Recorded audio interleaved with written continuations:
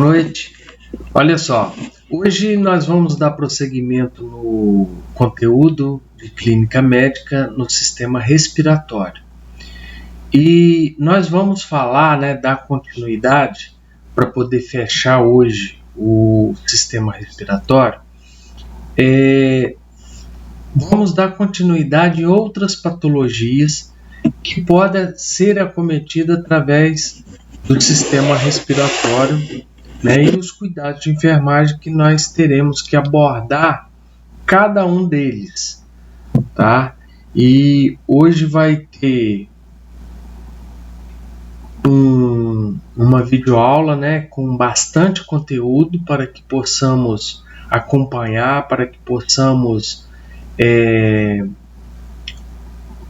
passar para vocês e vocês estarem estudando, assistindo a aula, acompanhando através da apostila, do material que é um material rico, e vocês precisam estar mais interagindo para que possamos ter um aproveitamento melhor, porque a clínica médica ela é um conteúdo muito extenso, muito grande, então tem muito conteúdo e é uma matéria que a gente vai ver e a gente vai aplicar no nosso dia a dia, tá bom, pessoal? Hoje nós vamos dar continuidade, nós falamos sobre pneumonia, nós falamos sobre rinite, nós falamos sobre edema agudo de pulmão. E hoje nós vamos dar continuidade, a gente vai iniciar falando sobre a embolia pulmonar. A embolia pulmonar é um quadro grave, tá? Que pode levar a pessoa à morte, tá? E é um quadro que, na maioria das vezes, muitas pessoas às vezes desenvolvem a embolia pulmonar e não sabem o que está acontecendo. Tem muitas pessoas que às vezes é confundido uma morte, pode acontecer a morte súbita, aquela morte rápida, e muitas pessoas confundem com o infarto agudo do miocárdio. E na verdade não foi um infarto agudo do miocárdio. Foi um infarto, causado pela embolia que teve um infarto onde? Nos pulmões. O que significa a palavra infarto? Infarto não significa que é a morte apenas do miocárdio, que é o músculo do coração, tá? Infarto significa morte, independente de qual tecido, independente de qual órgão, tá? Por isso que fala infarto agudo do miocárdio. Significa que aconteceu morte de tecido, de células musculares do coração, do miocárdio, tá? Então a gente dando prosseguimento na embolia pulmonar, a gente vai ver que ela pode ocorrer de várias maneiras, tá? Vários motivos podem acontecer, a pessoa pode desenvolver embolia pulmonar e principalmente, tá? A embolia pulmonar, ela é como eu já disse, um quadro grave e que precisa de acompanhamento médico, de equipe multidisciplinar para ter cuidado com esses clientes que são acometidos por essa patologia. Então, a embolia pulmonar ela é decorrente de um transtorno formado pelo sistema nervoso profundo. Ou seja, acontece a embolia pulmonar, depois a gente vai ver lá no sistema circulatório como que acontece a formação de trombos, e a gente vai ver que a embolia pulmonar, quase que 100%, tá? Ela é acometida, acontece a embolia pulmonar através da formação de um trombo no sistema venoso profundo. Pode também ser originário de quê? Nas veias pélvicas, ou seja, tromboembolia venosa profunda, tá? Que é a TVP, tromboembolia venosa profunda. Constitui-se uma condição básica para a tromboembolia pulmonar, né, que é a TEP, porque a tromboembolia pulmonar ou a embolia pulmonar, ela vai acontecer pela obstrução de uma artéria ou do seu tronco, ou de suas ramificações, tá? A tromboembolia pulmonar refere-se à obstrução da artéria ou de um de seus ramos por um trombo que origina de algum lugar do sistema venoso ou do lado direito do coração. A embolia pulmonar ela pode ocorrer devido a um coágulo no sangue, né? Um coágulo, uma formação de um trombo. Aquelas pessoas que têm problemas de má circulação, ela tem uma chance muito grande de desenvolver coágulo no sangue, né, naquelas veias, o coágulo do sangue naquelas veias ou artérias, que ela vai se desprender e vai ir para os pulmões e obstruir uma artéria ou o tronco de sua artéria, né, ou as suas ramificações. Pode também ocorrer, né, por formação de ar, embolia de ar, né? Pode acontecer por uma embolia gordurosa, né, que é por gordura, né, por líquido amniótico, geralmente na hora do parto, no pós-parto, tá? E séptico, uma infecção generalizada, dando origem a uma série de complicações hemodinâmicas devido à obstrução do leito vascular pulmonar. Assim, os sinais e sintomas podem ser, né, tem vários sinais e sintomas que pode causar, né, pode levar a pessoa a sentir o quê? O aumento da resistência vascular pulmonar, aumento da pressão arterial pulmonar, que é um quadro grave, tá? Aumento da pós-carga de trabalho do coração, né, do ventrículo direito, uma dilatação do ventrículo direito, tá? Então, olha só, o sistema cardiorrespiratório, ele é um conjunto, vocês viram isso em anatomia, né? Ele é um conjunto, o coração, ele funciona junto com os pulmões e vice-versa, tá? Então, qualquer problema cardíaco pode levar a um problema pulmonar, e qualquer problema pulmonar pode levar a um problema cardíaco, tá? Diminuição do débito cardíaco resultando em hipotensão e hiperfusão sistêmica. O paciente ele evolui com um quadro de dispneia, né? O que é dispneia, gente? É aquela falta de ar, dificuldade para poder respirar. E dor torácica, tá? Pode ter aquele desconforto, aquela dor torácica no tórax, que a gente denomina também, né, de dor precordial, tá? Ou desconforto precordial. A pessoa pode ter uma queda na pressão arterial, né? Uma hipotensão, uma estátase jugular bilateral, né? Nas duas jugulares, taquicardia, o coração fica acelerado, síncope. O que é síncope, pessoal? Desmaios, tá?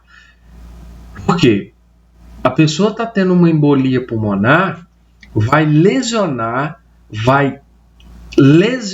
né, uma área dos pulmões significativa, que isso vai comprometer na troca gasosa. A pessoa pode ter uma hipóxia, né, pode ter uma baixa oxigenação, a saturação baixa, diminuir a oxigenação no cérebro, né? E a pessoa ter o desmaio, né? Vai ter o débito cardíaco, tosse, hemoptise, tá? E febre cianose, né? O que que é cianose? É aquela extremidade, geralmente, né? Aparentemente a pessoa vai ficando roxa, tá? Os exames para diagnóstico são sinais clínicos, né?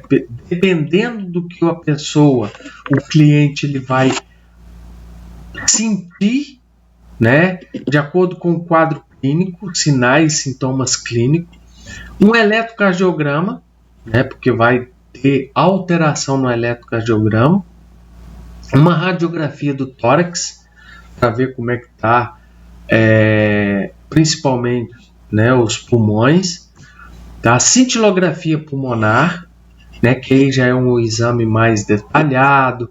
Quando essa embolia pulmonar ela acontece de forma mais leve, que comprometeu menos a área dos pulmões, né, que deu até tempo para poder a pessoa fazer uma cintilografia, tá? Uma gasometria arterial, para quê? Para poder saber, né, o pH do sangue, para saber como é que está a oxigenação do sangue, tá? A acidez desse sangue, né, da pessoa, do sangue arterial.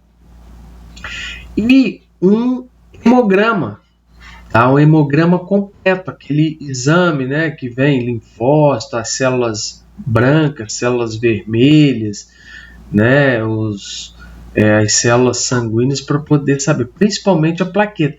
E outros exames complementares, como o CK-MB, tá? Ou CK, né, que é a troponina e a mioglobina, que são marcadores de processo de coagulação. Quando está acontecendo alguma lesão no tecido, né, principalmente por morte, por infarto, essa troponina, desculpa pessoal, tem hora que a língua enrola, tá? E a CK-MB, elas vão dar alteradas, tá? A tomografia computadorizada, né, principalmente do tórax, uma ressonância magnética e uma arteriografia pulmonar, né, uma arteriografia pulmonar, que é um exame, né, uma desobstrução da artéria pulmonar. Tá? O tratamento cirúrgico, né, um filtro de veia cava, uma embolectomia, ou seja, a retirada daquele êmbolo, tá, para poder estar revertendo o quadro daquele paciente. Tá? Isso é quando dá tempo, tá? Porque dependendo do comprometimento e dependendo da lesão que teve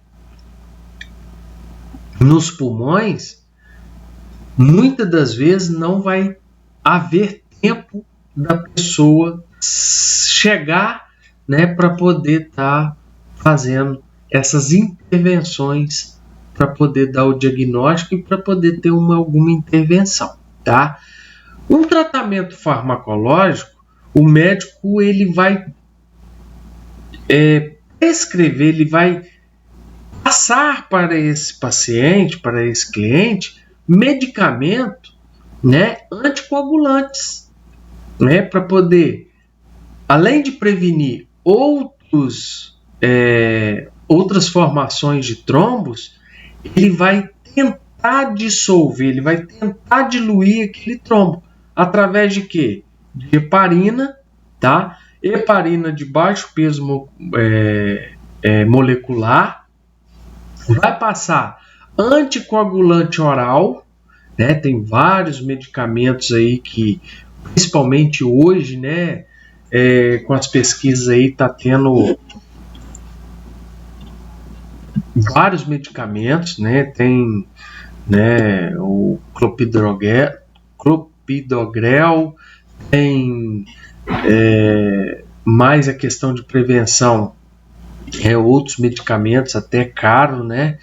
Tem os medicamentos também que vai evitar a formação desses trombos, né, como eu já disse, e os cuidados de enfermagem que a gente deve ter, manter o paciente em repouso absoluto, né, porque qualquer movimento a mais que esse paciente ele faz, pode desencadear outro trombo, tá? E aumentando a gravidade, né, o problema dele ali de saúde, pelo quadro dele, vai aumentar, né, o consumo de energia, né, porque nesse momento ele precisa economizar energia, então precisa estar em repouso absoluto, manter o decúbito levado principalmente em posição de Fowler ou semi-Fowler. Vocês sabem qual que é a posição de Fowler, né, pessoal? A posição de Fowler coloca para quê? Para que o paciente ele tenha uma melhor expansão pulmonar, tá? É aquela posição de a pessoa fica deitada no decúbito dorsal, né? Com a inclinação da cabeceira da cama, né? Do leito de 45 graus, tá? Observar o desconforto respiratório que esse paciente tem, vem evoluindo, né? Aferir e anotar, né? Vai no prontuário do paciente e anota como é que está sendo o conforto respiratório dele, se ele está tendo dificuldade respiratória, se ele está com dispneia, tá? E notificar, dependendo do quadro e como ele se apresentar, eu preciso notificar esse quadro do paciente. O que é notificar? Comunicar. Comunicar ao médico, comunicar ao enfermeiro o quadro desse paciente, tá?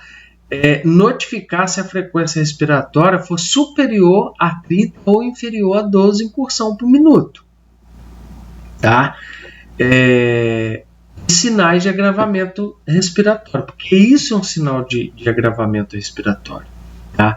Se a incursão estiver acima de 30 ou menor que 12, frequência respiratória, né? 12 respiração por minuto, eu devo notificar o profissional, tá? Seja o enfermeiro, seja o médico.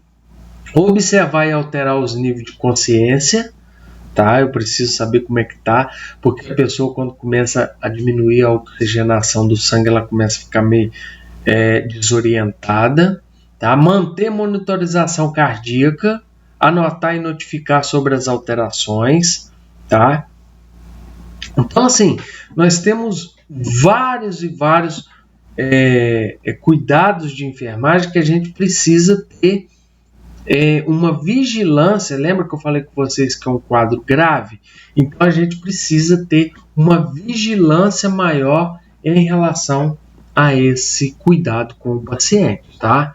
Observar o débito urinário, né?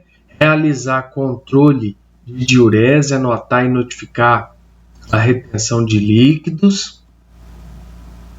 Isso a gente chama de balanço hídrico, né? Quando eu começo a fazer esse controle, né? A realizar esse controle de quanto de perda de líquido que ele está tendo e a quantidade de líquido que ele está ganhando. Vamos supor, a gente vai, né, falar sobre o balanço hídrico mais um pouco para frente, que a gente vai ver como que funciona, tá? Eu vou ver a quantidade de líquido que esse paciente, né, esse cliente está ingerindo e a quantidade de líquido que ele está eliminando, tá? Isso aí é balanço hídrico. Observar sinais de sangramento e anotar e notificar a presença, se há presença de sangramento, tá? Oferecer escova de dente com cerdas macias para evitar sangramento gengival, tá? Isso é muito importante, tá? E agora a gente vai iniciar falando sobre a pleurite, que é uma inflamação da pleura. O que é pleura? Pleura é uma membrana que envolve os pulmões, tá? São duas membranas. E entre essas duas membranas tem o líquido que a gente chama de líquido pleural, tá? Essas membranas, né? Essa pleura, elas têm uma função muito importante, tá? quando a gente inspira e expira, os nossos pulmões, ele infla, ele enche e vai esvaziar. Nesse momento, para que não aconteça atrito entre os pulmões, e entre a cavidade torácica, a pleura, ela protege os pulmões. Então são membranas, tá? São membranas que envolvem os pulmões, tá? Então são duas camadinhas, tá? Imagina que está o pulmão e para revestir esses pulmões tem duas membranas. E entre essas membranas tem um líquido, tá? A gente chama também de espaço pleural, enfim, tá? Então, a pleurite, o que significa pleurite? Vamos colocar na mente o seguinte: toda palavra que termina com it na área médica, na área de saúde, quando a gente fala área médica, é a nossa área também, tá, gente? Falando na área do profissional médico, não. A área de saúde, quando a gente fala e tem a palavra com sufixo de it, geralmente é inflamação. Então, pleurite, o que significa pleurite? Inflamação das pleuras, tá? Pode ser seca, quando não existe aumento de líquido pleural. Caso haja aumento desse líquido, é designado de derrame pleural. E se o líquido for purulento, chama de epiema, tá? Empiema. Olha só, quando há uma diminuição desses líquidos pleurais, a gente chama de pleurite, que vai desenvolver a pleurite. Quando há um aumento desse volume de líquido, tá? Pode acontecer o derrame pleural, a membrana se rompe e acontece o extravasamento desse líquido, que a gente chama de derrame pleural. Qual é a causa da pleurite, raramente é uma doença primária, ou seja, não tem outra causa. Tá? Raramente não tem outra causa. Geralmente, quase que 100% dos casos de pleurite, ela tem uma justificativa, ela tem uma causa. Um problema primário, seja um acidente, um problema respiratório, um trauma nos pulmões, que pode levar a pleurite. Então, quando é uma doença primária, é que o próprio órgão se desenvolveu. Quando é secundário, é que foi causado por alguma outra patologia. Tá? De maneira geral, ela ocorre por complicações de pneumonia, tuberculose, traumatismo torácicos, cirurgias torácicas, abscesso pulmonar, broncoectasia, câncer de pulmão. Então, geralmente, a pleurite ela é precedente de outra patologia, tá? Os sinais e sintomas que mais são observados é a dor intensa e aguda, pontada do lado do tórax, que aumenta com o estímulo da respiração devido ao atrito entre as pleuras. Pode irradiar para o ombro e abdômen, respiração curta e superficial, tosse seca e dolorosa, tá? Pode apresentar febre, mal-estar, enfim. Tá? À medida que aumenta a quantidade de líquido entre as pleuras, diminui a dor, mas agrava a dificuldade respiratória, devido à compressão e exercício entre os pulmões, que ficam impedidos de se expandir. Então, quando há uma concentração maior, muito grande de líquido, vai aumentar aquela pressão ali, aquela dor, ela pode diminuir, mas vai aumentar a dificuldade respiratória. O diagnóstico geralmente é os sinais, sintomas e exame físico, né, com a ausculta pulmonar. Isso é muito nítido, muito audível na ausculta pulmonar. Geralmente, né, o médico passa um raio-x de tórax. Aqui já é um tratamento médico, né, mais detalhado e mais invasivo, né, que são as funções pleurais para exame do líquido da pleura.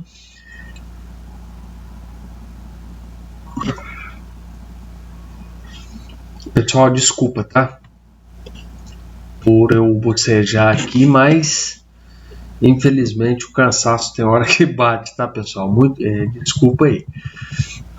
Olha só, o tratamento é a drenagem pleural, tá? É aquele dreno no tórax, que abre um buraco no tórax para poder tirar o excesso do líquido. Caso aconteça o derrame, para aliviar a compressão e facilitar a respiração. De acordo com a causa e sintomático, conforme manifestações clínicas. Cuidar de enfermagem, orientar o paciente para que se deite sobre o lado afetado, tá? Isso ajuda a aliviar a dor e facilita a expansão do outro pulmão, tá? Os cuidados com a drenagem torácica, se houver, né, se for o caso. Manter conexão em frasco estéreo. Quando faz a drenagem torácica, gente, é geralmente um buraco mesmo que abre, coloca uma cânula lá dentro, na cavidade torácica, e a gente deve fazer a conexão a uma mangueira com o frasco estéreo para diminuir o risco de infecção. E aí esse frasco ele deve estar vedado, tá, para não permitir a penetração de ar e o refluxo, tá, de líquido para dentro da cavidade. Tá? Então eu não posso deixar sair ar e nem entrar líquido, né? Porque a nossa respiração, a gente faz o quê? Tem uma pressão negativa, tá? Então essa pressão negativa na hora da inspiração, né, e da expiração pode causar algum refluxo, algum retorno de líquido. Então é por gravidade, a pessoa deve ficar em cima, tá, com o frasco estéreo conectado a esse dreno, tá? Manter o ambiente limpo e confortável, controlar sinais vitais, observar sinais de complicações como dispneia, dor, calafrio, náusea, cianose e choque, tá? Choque é diminuição ou ausência de oxigênio, tá, no organismo. Então a gente vai observar para ver se a pessoa está apresentando algum sinal de choque, tá? Que a gente vai ver depois quais os tipos de choque que tem, tá? Que existe. Agora a gente vai falar de uma patologia mais comum, né? Que é a bronquite. O que é a bronquite? O próprio nome já diz, né? Lembra que eu falei o prefixo it, geralmente inflamação? Bronquite nada mais nada menos do que a inflamação dos brônquios, tá? Que vai causar um excesso de muco, tá? O conceito é uma doença caracterizada pela inflamação das membranas que reveste os brônquios e bronquíolos, ocorrendo um aumento da produção de muco e dificuldade para poder eliminar, tá?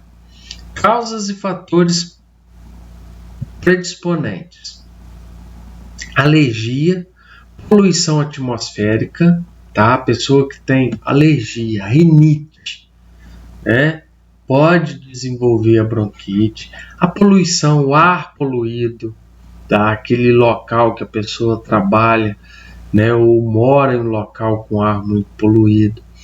O tabagismo, né, o fumo, deficiência nutricional,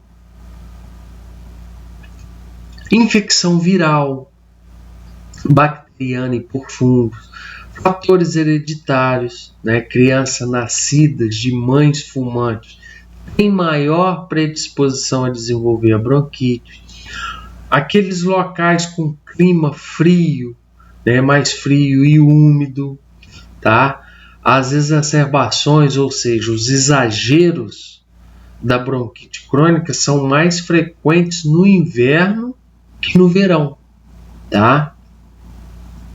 Justamente por causa do ar frio, tá? Os tipos, tem a bronquite aguda e tem a bronquite crônica. Geralmente a bronquite aguda, ela inicia com uma infecção das vias aéreas superiores e atinge o trato respiratório baixo. Aparecimento súbito com uma duração em média de 1 a 2 semanas, tá? A bronquite crônica, ela caracteriza por infecção recorrentes. Os sintomas desaparecem por algum tempo e retornam, tá? Podendo persistir durante anos e se agravar, levando às complicações sérias do aparelho respiratório. Sinais e sintomas: tosse persistente produtiva, apresentando uma expectoração muco-purulenta, né? Aquele muco, né? E geralmente com presença aqueles catarro amarelado ou esverdeado, espessa e de coloração amarelo esverdeado. As crises de tosse aparecem mais frequentemente na manhã, durante a manhã, dispneia, ronco no peito, febre e cansaço. O diagnóstico é através de anamnese. O que é anamnese? É o histórico do paciente, tá? Aquela entrevista que nós fazemos com o paciente cliente, tá? O exame físico, o exame de raio-x, teste de sensibilidade, de alergia, isso aí já são métodos complementares de investigação, tá? O tratamento, repouso, medicação, a gente vai usar broncodilatadores que aliviam o espasmo bronco e facilitam a expectoração, sedativo da tosse, ou seja, medicamento antitossígeno para poder cortar, né, a tosse, utilizados em caso de tosse seca, antibióticos, se for o caso, né, se a origem da bronquite for por infecção bacteriana, vai usar corticoide, geralmente venoso também, junto com os broncodilatadores, tá, em casos para poder cortar a crise, tá. Pode utilizar, se for causado por um processo alérgico, utilizar os antihistamínicos, né? Geralmente na bronquite alérgica, todos segundo prescrição médica, ou seja, todo medicamento que a gente deve administrar é com a prescrição médica. Enfermagem não prescreve, enfermagem precisa de... A enfermagem ela precisa ter conhecimento de farmacologia, ter noção, né, noções básicas, porque a enfermagem ela não medica, ela apenas administra o medicamento prescrito pelo profissional médico, tá? Vapor úmido, geralmente através de inalação, nebulização, enfim, tá? Para alguns pacientes é recomendado modificar seus hábitos de vida, local de trabalho, clima, enfim. Prática de esporte que estimula a respiração, como a natação, ginástica, aeróbio e outras, tá? Complicações: bronquiectasia, tá? Efizema pulmonar. O que é efizema pulmonar? São morte permanente dos brônquios, tá? Diminuição da resistência orgânica, predispondo a outras doenças respiratórias. O que eu devo fazer como equipe de enfermagem para poder estar ajudando esse paciente, para poder estar cuidando desse cliente? Manter o ambiente umidificado, úmido, aquecido, evitar poeiras, né, fumaça, tá? Qualquer tipo de irritante. Observar e anotar os dados da expectoração para eu observar como que vai estar o aspecto e a quantidade dessa expectoração. Lembra que nós falamos que é a produção de muco amarelo esverdeado, tá? Incentivar o paciente a fazer exercício respiratório indicado pelo fisioterapeuta, tá? Estimular a ingesta hídrica, né? Quanto mais líquido a pessoa ingerir, melhor, com exceção daqueles quadros que a pessoa apresenta já um quadro de edema agudo de pulmão, porque aí nesse caso, né, a pessoa tem que eliminar líquido, não ingerir, tá? Estimular a ingestão de líquido, controlar sinais vitais, administrar os medicamentos conforme prescrição médica, se é intravenosa, se é através de nebulização, orientar o paciente fumante para que, se possível, abandone o vício, pois o fumo exerce uma irritação constante na mucosa dos brônquios, fazendo com que ocorra a produção de mais muco, predispondo, né, às complicações. Manter o paciente calmo, pois a tensão emocional pode agravar, né, o espaçamento, o espasmo brônquico. Enfim, então tem vários cuidados de enfermagem para a gente utilizar nesses clientes, tá? Agora a gente vai falar sobre um assunto que não é incomum e não é que não seja, é familiar de todos, né? Que é a asma, ou a bronquite asmática, ou a asma brônquica, tá? Olha só, aqui vocês podem ouvir, desculpa gente, ouvir não, observar o que? Um brônquio normal, tá vendo como é que é a luz desse brônquio aqui? Olha só como é que ele é aberto. E em contrapartida, do lado esquerdo, né, do lado direito da tela do computador, a gente tem aqui o espessamento de um brônquio inflamado. Olha só, cheio de presença de muco, tá? Olha como é que diminuiu. Aqui é a passagem onde está vermelho, aqui é a passagem do ar. Olha aqui como é que nesse brônquio aqui, como é que está limitado a passagem desse ar. Tá vendo? Então a doença, né, geralmente ela acontece de forma aguda, repentina, né, recorrente de dispneia, tosse, expectoração tipo mucoide. A dispneia ocorre devido ao edema da mucosa, que reveste internamente os brônquios e o acúmulo de secreção. Essa manifestação é reversível, tá? A tosse, dispneia, sibilo. O sibilo é um som audível bem característico da asma, tá? Imagine vocês soprarem uma bexiga, né, uma bola, e vocês segurarem o biquinho daquela bola ali, o ar saindo, não dá aquele som fino. É mais ou menos parecido com aquele som, tá? Da bexiga, da bolinha de soprar, tá? As causas, pode ser alergia, aquelas pessoas que têm rinite, né? Rinite, pode ser causas por pólen, cheiro forte, pelos de animais, mofo, ácaro. Geralmente quem tem problema alérgico de alimentos pode estar causando, tá? Tensão emocional, tá? Infecção das vias respiratórias inferiores e superiores, exercício físico intenso, tá? Desculpa, pessoal, poluentes ambientais, tá?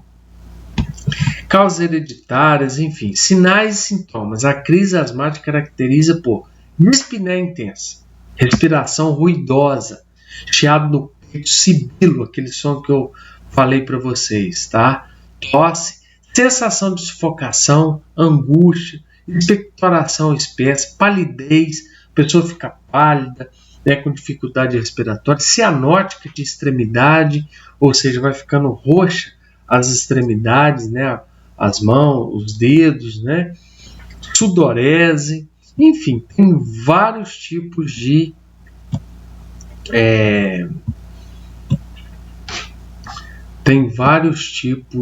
sintomas.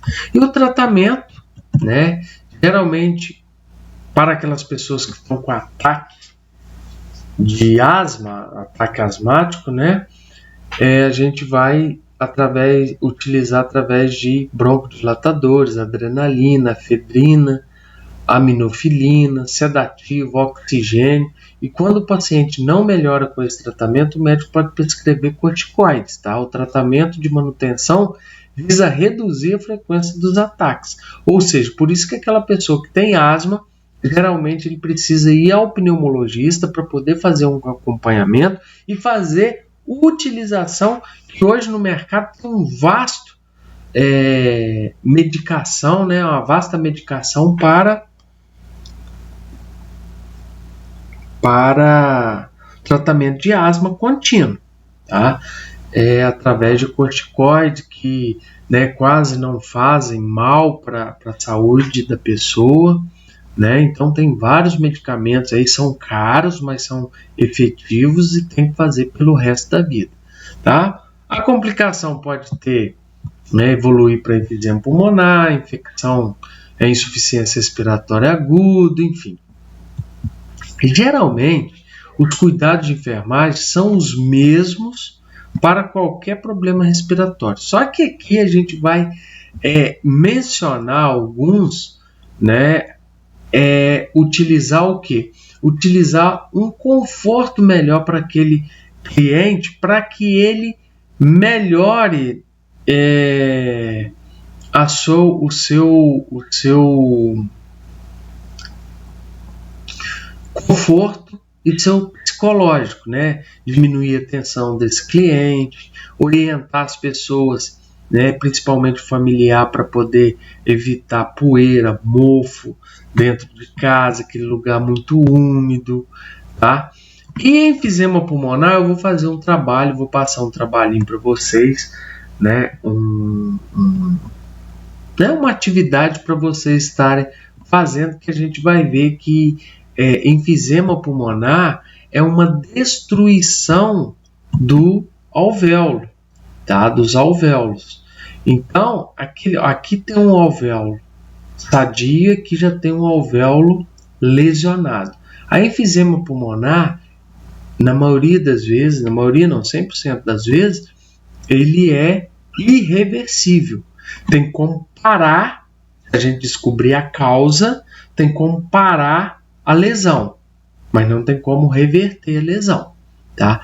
E a principal causa de enfisema pulmonar é o tabagismo, tá? Vai diminuir a produção de surfactante, né? Que a pessoa vai começar a perder, lesionar os brônquios, tá? A causa usada ela é desconhecida, geralmente pode ser causada pelo fumo, tá? Os sinais e sintomas são bem parecidos com os sinais e sintomas das outras patologias respiratórias. Então, pessoal, por hoje é só, e na próxima aula a gente já inicia com outro sistema. A gente vai falar sobre o sistema cardíaco, tá bom? Um abraço no coração de cada um de vocês e até a próxima aula, tá? Que a gente vai falar e vai dar continuidade no conteúdo, para que nós não fiquemos prejudicados por causa, né, desse isolamento social que nós estamos passando aí, tá bom? Um abraço no coração de cada um de vocês e até a próxima semana.